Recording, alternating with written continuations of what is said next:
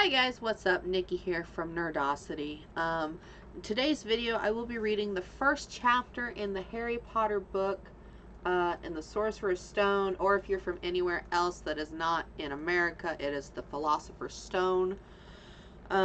So it's been a long while since I have read the Harry Potter series. I read the book when it first came out and I don't recall any of it. So we're going to read the first chapter. If you guys want the next chapter read, let me know in the comment section down below. I do plan on giving my thoughts and opinions per chapter for as far as we go through the book.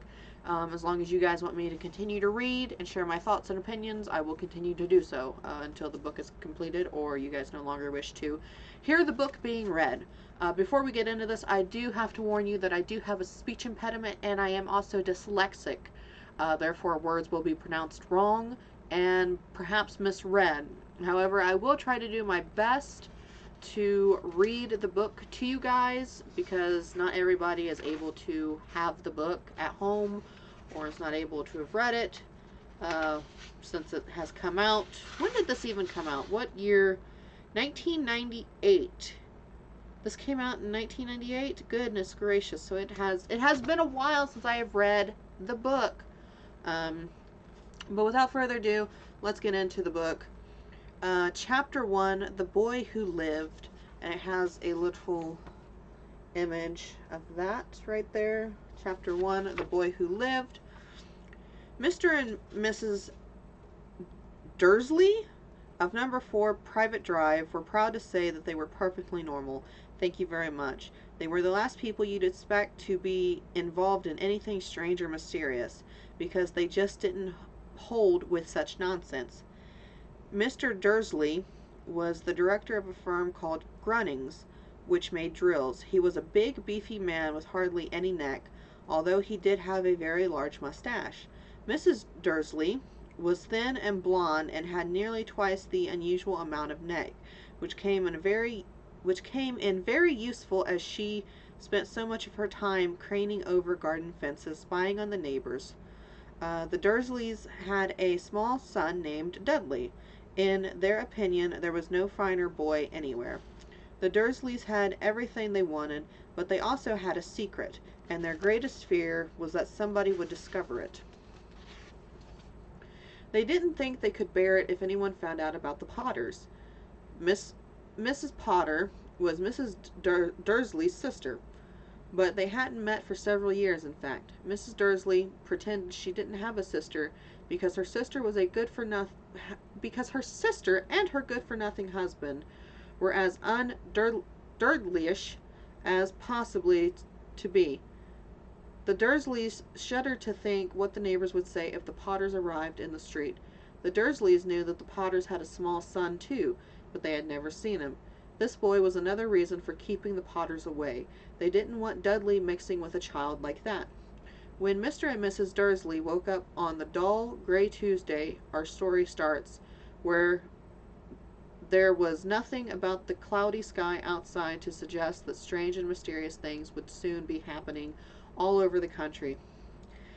Mr. Dursley hummed as he picked out his most boring tie for work, and Miss Dursley gossiped away happily as she wrestled a screaming Dudley into his high chair.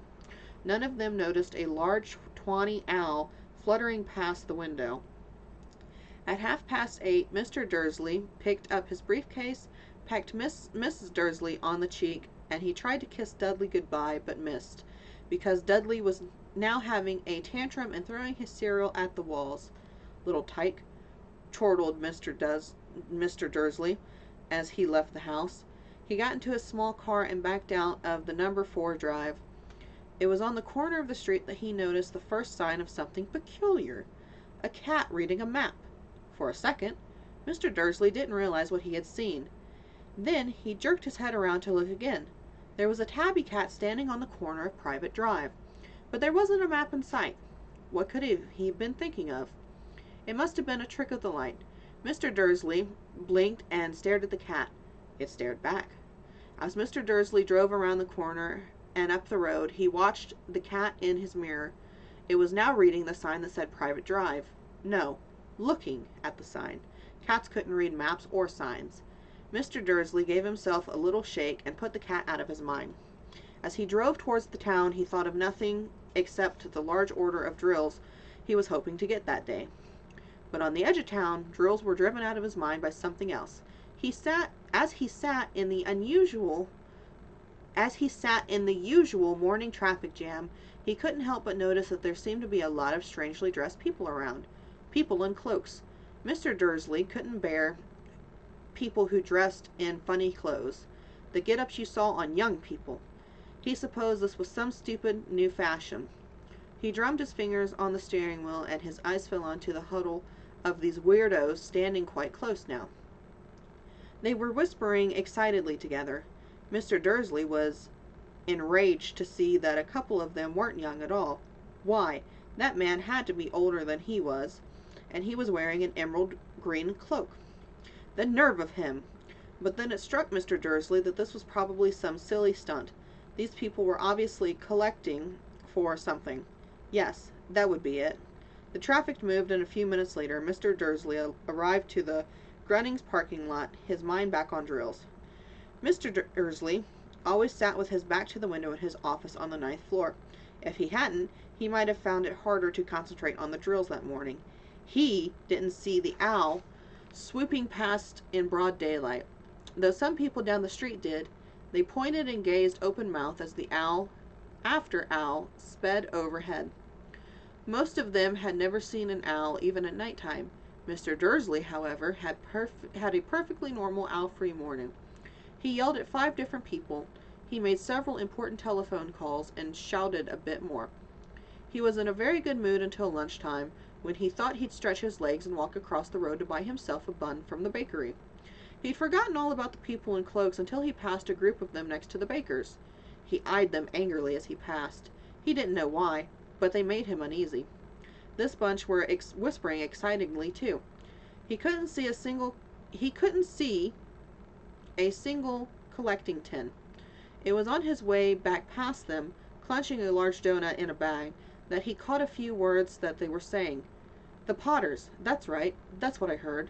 Yes, their son, Harry. Mr. Dursley stopped dead. Fear flooded him. He looked back at the whispers as if he wanted to say something to them, but thought better of it.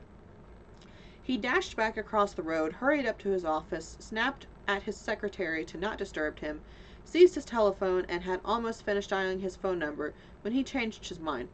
He put the receiver back down and stroked his mustache, thinking. No, he was being stupid. Potter wasn't such an unusual name. He was sure there were lots of people called Potter who also had a son called Harry. Come to think of it, he wasn't even sure his nephew was called Harry. He never even seen the boy. It might have been Harvey or Harold. There was no point in worrying Mr. Dursley. He always got so upset at any mention of her sister. He didn't blame her, if he'd had a sister like that. But all the same, those people in cloaks. He found it a lot harder to concentrate on drills that afternoon, and when he left the building at 5 o'clock, he was still so worried that he walked straight into someone just outside the door. Sorry, he grunted, as the tiny old man stumbled and almost fell. It was a few seconds before Mr. Dursley realized the man was wearing a violet cloak. He didn't seem at all upset after being almost knocked to the ground. On the contrary, his face split into a wide smile and said in a squeaky voice that made passer-by stare, "Don't be sorry, my dear sir, for nothing could upset me today. Rejoice, for you know who has gone at last. Every muggle like yourself should be celebrating this happy, happy day." And the old man hugged Mr. Dursley around the middle and walked off. Mr. Dursley stood rooted at the spot. He had been hugged by a complete stranger. He also thought he had been called a muggle, whatever that was. He was rattled. He hurried to his car and set off for home, hoping he was imagining things, which he had never hoped before, because he didn't approve of imagination. As he pulled into the driveway of number 4, the first thing he saw, and it didn't improve his mood, was the tabby cat he'd spotted for that morning. It was now sitting on his garden wall. He was sure it was the same one. It had the same markings around its eyes. "Shoo," said Mr. Dursley loudly. The cat didn't move. It just gave him a stern look. Was this normal cat behavior? Mr. Dursley wondered. Trying to pull himself together, he let himself into the house. He was determined not to mention anything to his wife. Mrs. Dursley had had a nice, normal day. She told him over dinner all about Mrs. Next Door's problems with her daughter and how Dudley had learned a new word, won't. Mr. Dursley tried to act normal. When Dudley had been put to bed, he went to the living room in time to catch the last report on the evening news. And finally, bird watchers everywhere have reported that the nation's owls have been behaving in a very unusually today.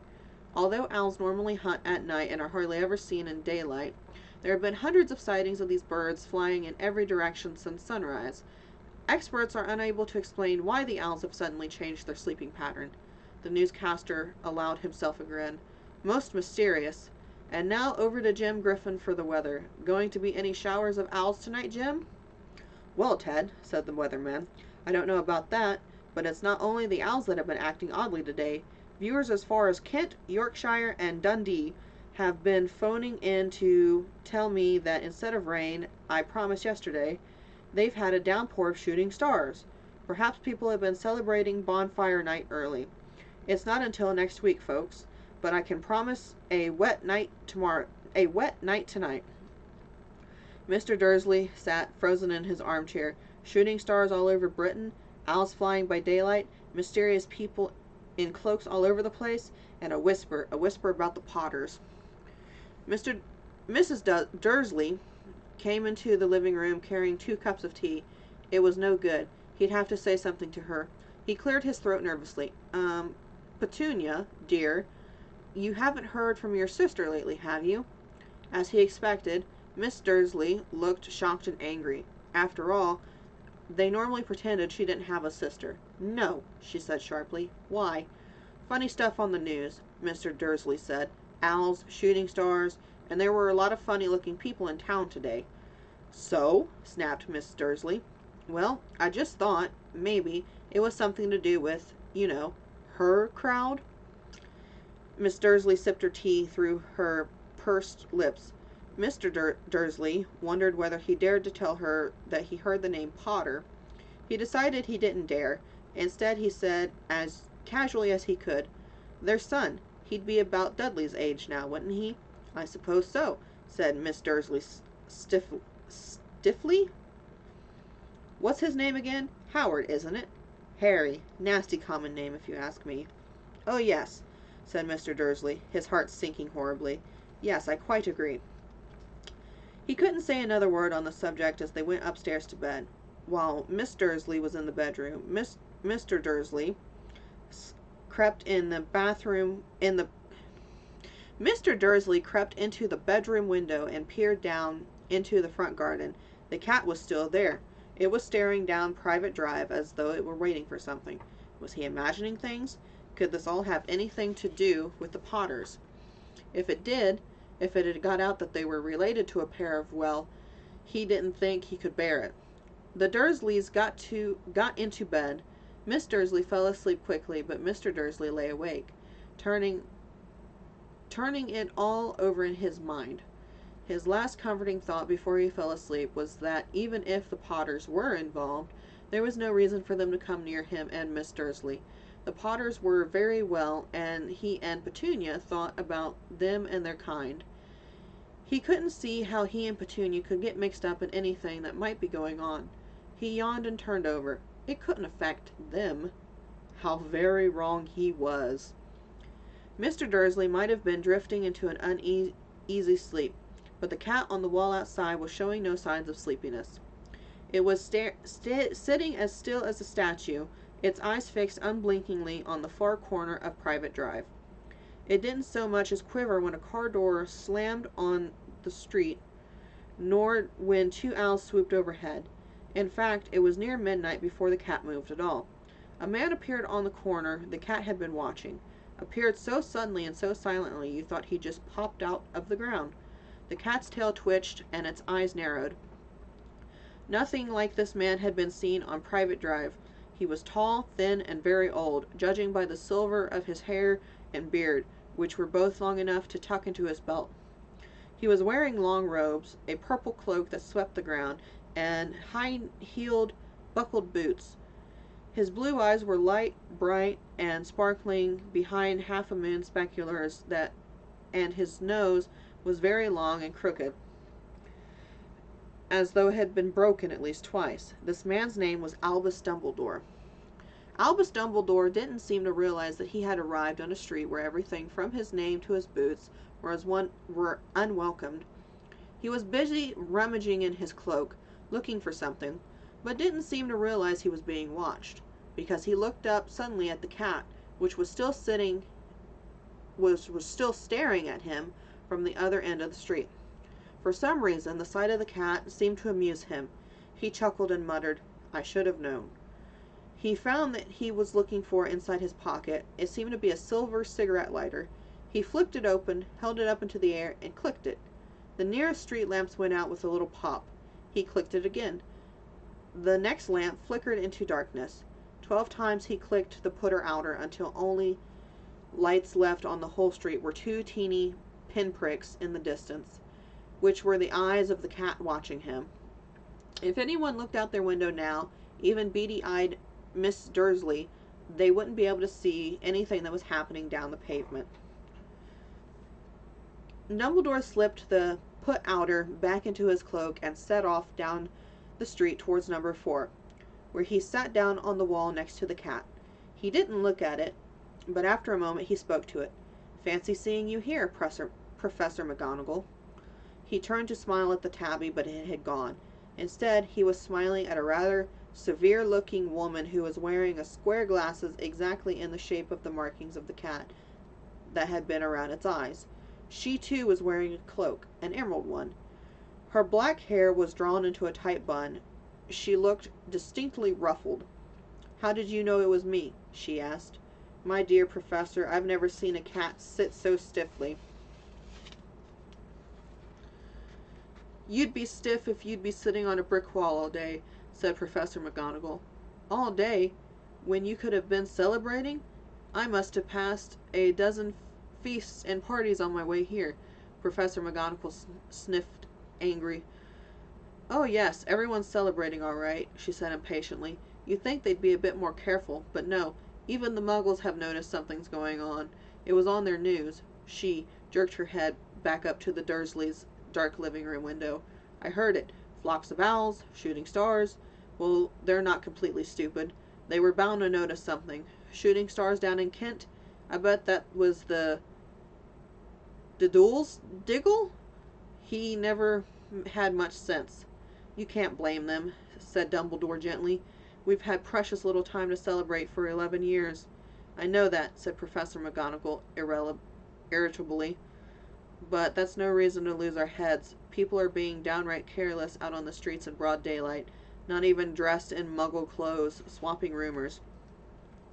She threw a sharp sideways glance at Dumbledore here, as though hoping he was going to tell her something, but he didn't, so she went on.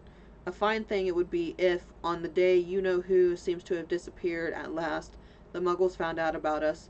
I suppose he really has gone, Dumbledore."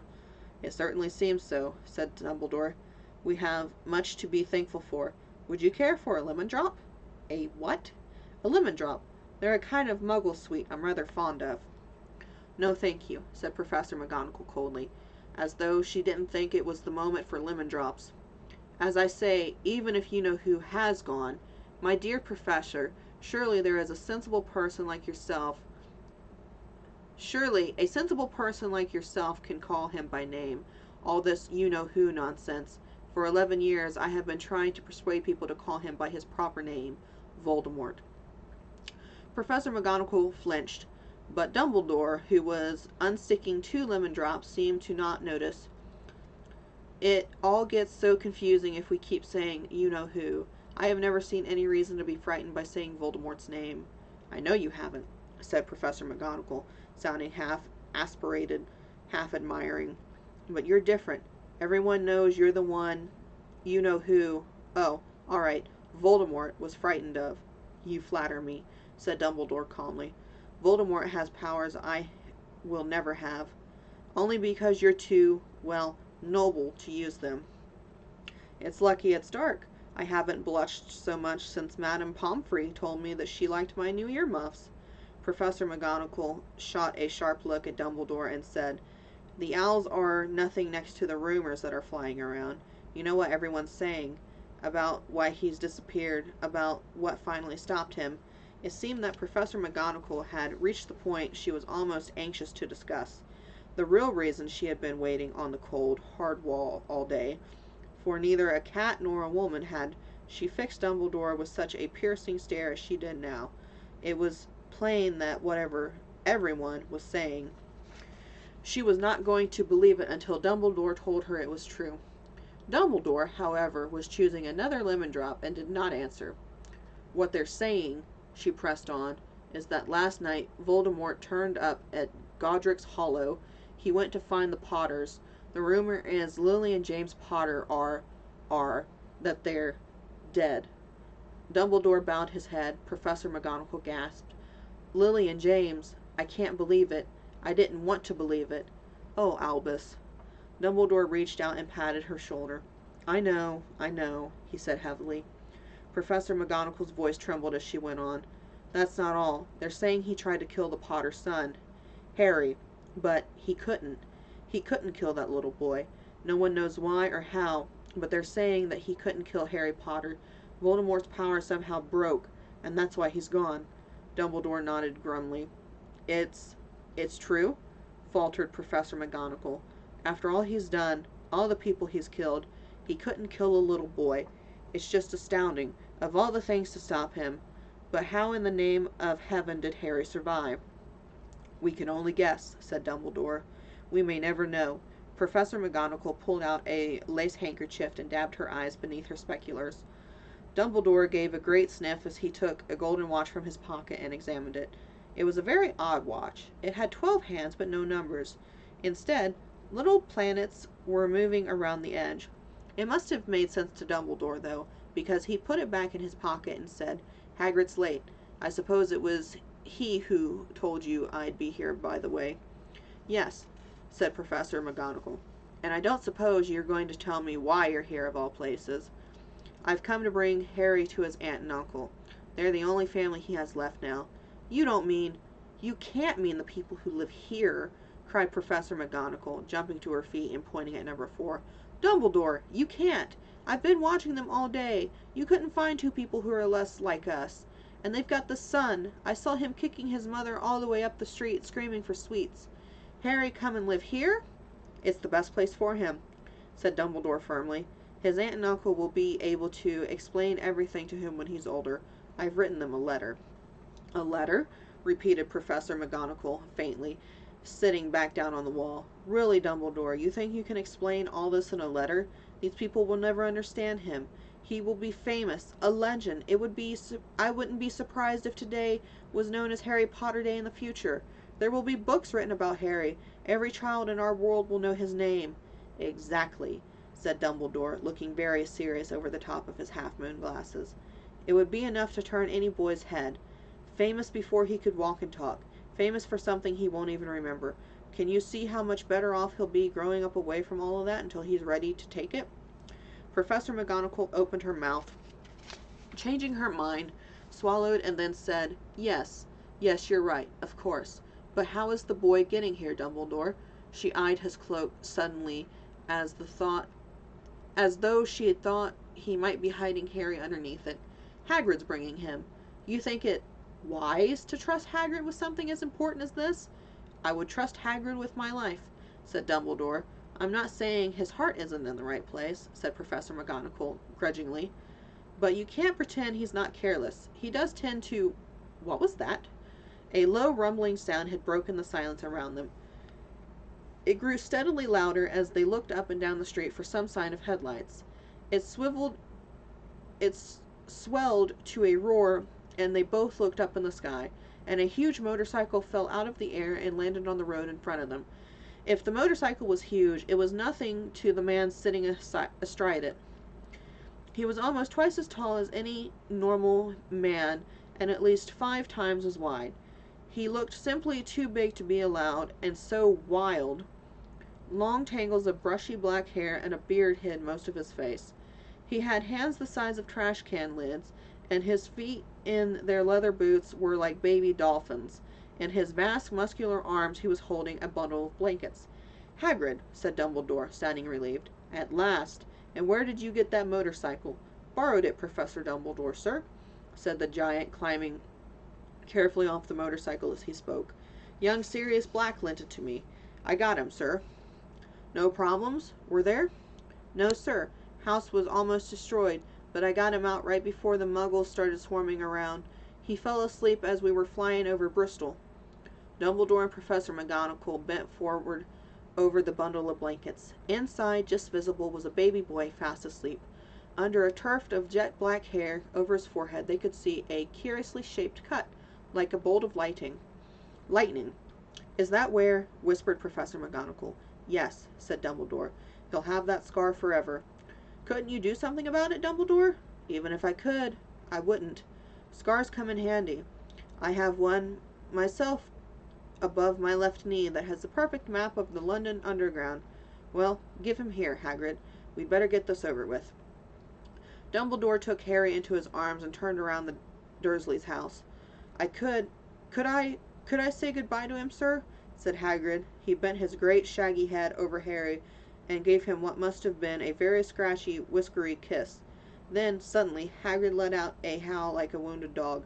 Shh! Hissed Professor McGonagall. You'll wake up the muggles. Sorry, sobbed Hagrid, taking out a large spotted handkerchief and burying his face in it. But I can't stand it. Lily and James dead, and poor little Harry off to live with muggles. Yes, it's very sad, but get a grip on yourself, Hagrid, or we'll be found, Professor McGonagall whispered, patting Hagrid gingerly on the arm as Dumbledore stepped over the low garden wall and walked to the front door. He laid Harry gently on the doorstep, took a letter out of his cloak, and tucked it inside Harry's blanket, and then came back to the other two. For a full minute the three of them stood and looked at the little bundle. Hagrid's shoulders shook. Professor McGonagall blinked furiously, and the twinkling light that usually shone from Dumbledore's eyes seemed to have gone out. Well, said Dumbledore firmly, that's that. We have no business standing here. We may as well go and join the celebrations. Yeah, said Hagrid in a very muffled voice. I'll be taking Sirius his bike back. Good night, Professor McGonagall. Professor Dumbledore, sir. Wiping his streaming eyes on his jacket sleeve, Hagrid swung himself onto the motorcycle and kicked the engine into life. A roar, it rose into the air and off into the night. I shall see you soon, I expect, Professor McGonagall, said Dumbledore, nodding to her. Professor McGonagall blew her nose in reply. Dumbledore turned back down the street on the corner. He stopped and took out the silver put-outer. He clicked it once, and 12 balls of light sped back into their street lamps so that Private Drive glowed suddenly orange, and he could make out a tabby cat slinking around the corner to the other end of the street. He could just see the bundle of blankets on the step of number 4. Good luck, Harry, he muttered. He turned on his heels, and a swish of his cloak, he was gone. A breeze ruffled the near hedges of Private Drive, which lay silent and tidy under the inky sky. The very last place you would expect astonishing things to happen. Harry rolled over inside his blankets without waking up. One small hand closed on the letter beside him as he slept on, not knowing he was special, not knowing he was famous, not knowing he would be awoken in a few hours' time by Mrs. Dursley's screams as she opened the front door to put out the milk bottles, nor that he would spend the next few weeks being prodded and pinched by his cousin Dudley. He couldn't know that at this very moment, people meeting in secret all over the country were holding their glasses and saying in hushed voices, "To Harry Potter, the boy who lived." That is chapter 1. There is definitely some major differences between the book and the movie so far, even in chapter 1.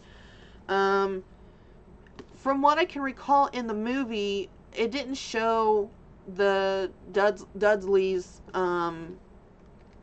day-to-day life.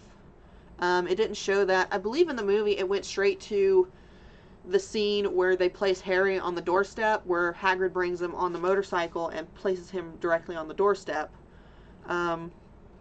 I also don't remember them saying that it was Sirius's bike, because I believe in the movies, directly after the murder of